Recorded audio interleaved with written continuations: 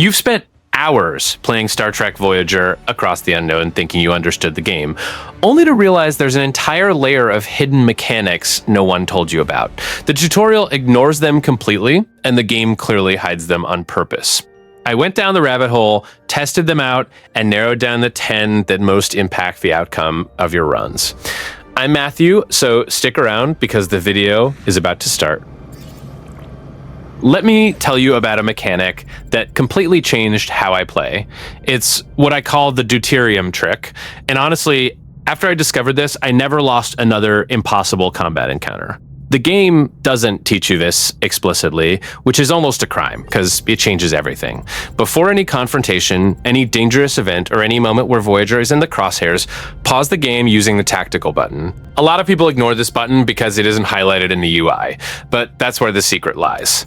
With the game paused, go into power management and redirect everything powering non-essential systems, like the sickbay, labs, and the holodeck, directly into shields and weapons. The results are insane. Fights that seemed impossible become clean victories, because you're operating at double the offensive and defensive capacity without spending extra deuterium. You aren't creating energy out of thin air, you're just using what you already have intelligently. It's exactly the kind of decision Captain Janeway would make in a desperate situation in the Delta Quadrant. You're going to open this game, see your shields in a pathetic state, your weapon systems flashing red, and every instinct will scream, fix the combat systems first. Don't do it. Seriously, stop everything and listen. The mess hall, the ship's cafeteria is the first thing you need to fix on day one before anything else. I know it seems crazy to prioritize food when you're in the middle of the Delta Quadrant with enemies everywhere, but it's exactly this mindset that kills most runs. Basic food ensures that crew morale stays stable, and stable morale is literally the difference between staying in the game or watching everything crumble before your eyes. The problem is that without a functional mess hall, the crew begins a downward spiral of depression in just 3 or 4 cycles. And crew depression in this game isn't just a bar moving down, it culminates in mutiny. A real mutiny with consequences that basically end your run before you even have a chance to react. It's cruel, it's fast, and it catches almost everyone by surprise the first time. So while everyone else is reinforcing torpedoes and upgrading shields thinking they're playing it right, you'll be 3 steps ahead keeping your crew fed. And their morale in check. You can deal with combat later, a run lost to hunger cannot be recovered. Fix the mess hall first, trust the process. I'm going to save you from a frustration I've already lived through. You'll enter build mode, look at the available rooms, and completely ignore the emergency quarters because they look too basic. After all, why build an emergency room when you can just build a normal room, right? Wrong. Completely wrong. Emergency quarters are the cheapest room in the game and also the most important. Before building any other habitable space on the ship, this must be first on your list. Without this space, the crew starts accumulating fatigue debuffs, and cascading fatigue pulls morale down with it. And falling morale is the beginning of the end, as you know if you watched the previous tip about the mess hall. The game doesn't warn you clearly, it just lets you find out for yourself at the worst possible moment. What makes this even more treacherous is that the debuff doesn't appear dramatically. There isn't a flashing red alert on the screen, it's a silent degradation that slowly eats away at crew performance until you look at the numbers and can't understand why everyone is exhausted and on the brink of mutiny for no apparent reason. There's a reason, and it has a name. You forgot the emergency quarters at the start. So while 90% of players are building normal rooms full of comforts and then scratching their heads trying to understand the chaos on their ship, you'll have solved it early on with the simplest, cheapest room on the list. Sometimes the most obvious solution is the one everyone skips. This is the kind of mistake you only make once, but when you do, it hurts. At some point early in the game, you'll face a decision involving Belena Torres, likely something related to a split or an experiment, and it will seem like just another narrative choice. It isn't. It is one of the most consequential decisions the game presents to you discreetly. Depending on what you choose, the game creates what I call the second Bielana, a weakened version of her that permanently locks access to the best engineering technologies available. It's not a temporary debuff, It's not something you can recover later. It is a definitive lock for that entire run, and the technologies that become inaccessible represent between 30% and 40% of your ship's total potential. Think about the impact of that in the mid to late game. What makes this trap so efficient is that the game doesn't signal the weight of the decision. There's no dramatic music, no "this choice will permanently affect your run" warning. It's a casual click in the middle of a dialogue that most people process as character development and move on. They only realize the damage when they reach advanced engineering upgrades and simply cannot unlock them. So the advice is simple: before any dialogue or decision involving Belena directly, save the game. It doesn't matter if it seems irrelevant or if you're confident in your choice. Save first, decide later. You'll thank me when you hit the second half of the run with your ship's full potential intact, while everyone else is wondering why their engineering stalled. The game applies a progressive morale penalty the longer you stay idle in the same sector. The meter drops subtly, almost as if the game is pushing you to move on. Most players obey that push without questioning it. The problem with obeying too early is that you leave resources on the table, research incomplete, and the map half explored. What the community discovered is that this morale penalty vanishes completely the moment you travel to the next sector. Morale resets to the baseline upon arrival, as if nothing happened. This turns that punishment into a mechanic you can use to your advantage quite aggressively. The strategy is straightforward. Clear the map of resources down to the last collectible, research absolutely everything you can, and only make the jump to the next sector when the crew is literally on the verge of mutiny. Almost in the red, with the morale meter on the floor. At that point, you've already extracted everything that sector had to offer, and you'll arrive at the next one with restored morale and pockets full of resources and upgrades. It's the kind of mechanic that feels like an exploit, but it's just understanding that the game resets the counter when you advance. While other players go rushing out of a sector afraid of the dropping meter, you'll be squeezing out every available second and entering the next sector with a real advantage. Play it cool, exhaust everything, and only leave when the crew is almost out of patience with you. This is the kind of thing that makes you put down the controller and stare at the screen, with a mix of confusion and anger, because the game simply doesn't explain it. You've reached advanced technologies, you have enough resources, you click on the research you want, and nothing. The queue stalls. You try again, check the requirements, everything looks correct, and yet the system won't respond. If you've been through this, no, it wasn't your fault. It was the tutorial failing you. What the game never explains is that there is a layer of research before the specific technologies. Before researching anything within Tier 2 or Tier 3, you need to research the tier itself as a generic item. In the left column of the research screen, there is an item labeled Tier 2 inches or Tier 3 inches that most people ignore because it looks like a visual separator or a category title. It isn't.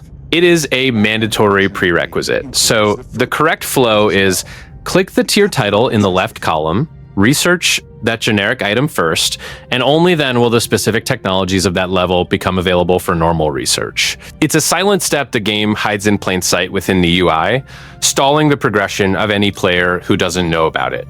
How many runs have been compromised because someone thought they didn't have enough resources when it was actually just this? Now, you'll never get stuck here again. Whenever you open the research screen and want to advance to a new tech level, the first thing you look for is that tier item in the left column. Research it, clear the path, and then go after the techs you actually want. It's simple once you know, and incredibly frustrating when you don't. If you've played anything with an Iron Man mode, you know that exact feeling of anxiety before every major decision. Star Trek, Voyager, Across the Unknown has that DNA. The game is almost Iron Man by nature, and for a long time, the community just lived with it. Then came hotfix 1.0.2, which the community nicknamed Patch 2, and it silently changed one small thing that has a massive impact on how you play. The patch added an automatic autosave every 5 points of interest. It sounds like a technical quality of life detail, and it is, but the community quickly realized you can use this intentionally. If you want to secure a save point before a risky decision or an important dialogue choice, you purposely visit POIs until the autosave triggers. It's a quick save disguised as exploration. What makes this especially useful is the context. Remember the second Bielana tip I mentioned earlier? That decision that locks engineering tech forever? With this mechanic, you don't have to rely solely on manually saving through the main menu before every critical choice. You can manage your saves more organically, visiting nearby POIs, and ensuring the autosave has fired before moving toward a risky moment. The game still has that Iron Man weight that makes every decision matter, which is good. It's part of the experience. But having this POI autosave system is the difference between losing hours of progress to a careless click and being able to return to a safe point. Use it wisely, especially before any narrative event or choice that feels definitive. Patch 2 gave you this tool. Make the most of it. The game goes out of its way to warn you that you'll leave things behind when advancing between sectors, and this warning works very well as a psychological tool to push you forward in a straight line without looking back. Most players internalize this message as there's no going back and follow the linear path to the end, reaching the final stages with razor-thin resources and zero margin for error. But the reality is a bit more generous than the game lets on. Sectors 3, 4, and 6 have a specific trait. You can return to them without triggering any major narrative or combat events. These sectors remain accessible for revisits and still hold collectible deuterium and tritanium if you didn't exhaust everything on the first pass, or even if you did and the resource replenishment cycle has occurred. Those who discover this early and make strategic revisits reach the endgame with comfortable reserves, while everyone else is counting every last resource. The key is doing it at the right time. It's not about going back just for the sake of it. It's about identifying when you have a window between main events and using it for a scavenging run in safe sectors. The game doesn't explicitly block you, so the penalty for not doing it isn't immediate. You only feel the impact later when final upgrades require materials you simply haven't stockpiled. So break that linear mindset the game tries to impose on you. Always moving forward seems like the right path, and narratively it is, but strategically it leaves money on the table in the form of deuterium and tritanium. Sectors 3, 4, and 6 are your safe farming spots. Use them before the main events close those windows for good. There is one facility on the ship that most players rebuild. Look at fondly because it's an iconic element of the franchise, and then completely ignore as a strategic tool. The holodeck is treated as thematic decoration, a nostalgic nod to fans of the series, sitting there taking up space while crew morale plummets during moments of crisis. This is one of the most silent wastes you can commit in this game. The holodeck provides a massive morale boost with almost zero operational cost. It's not just a small maintenance boost, it's a real impact on the meter that can be the difference between holding the crew together during a crisis or seeing everything fall apart before you can react. The secret lies in using it proactively, not reactively. Before entering a sequence of events that you know will strain morale, activate the holodeck and head into that sequence with the meter in a comfortable position. What the game does intelligently here is connect the mechanic to the series' own logic. In the show, the holodeck exists exactly as an emotional escape valve for a crew trapped in the Delta Quadrant with no clear way home. The game translates this into the morale mechanic in a way that makes total narrative sense but goes completely unnoticed because it looks like flavor text or atmosphere. Few people stop to test the actual impact it offers. So from now on, the holodeck enters your strategic routine. Rebuilt it, start using it before major crises, before heavy decisions, and before prolonged combat sequences that historically wear the crew down. It's the most thematic and yet most underutilized resource in the game. And those who understand this gain a real morale advantage throughout the entire second half of the run. There's a specific frustration in this game that pops up on forums every week. Players complaining that advanced technologies simply won't unlock, that the research queue stalls without explanation, and that resources were spent but nothing happened. I understand that frustration because it's exactly the kind of thing that makes you wonder if the game is broken. It isn't. It just has an undocumented rule that no one tells you. The research screen has a hidden queue that works in 2 mandatory steps.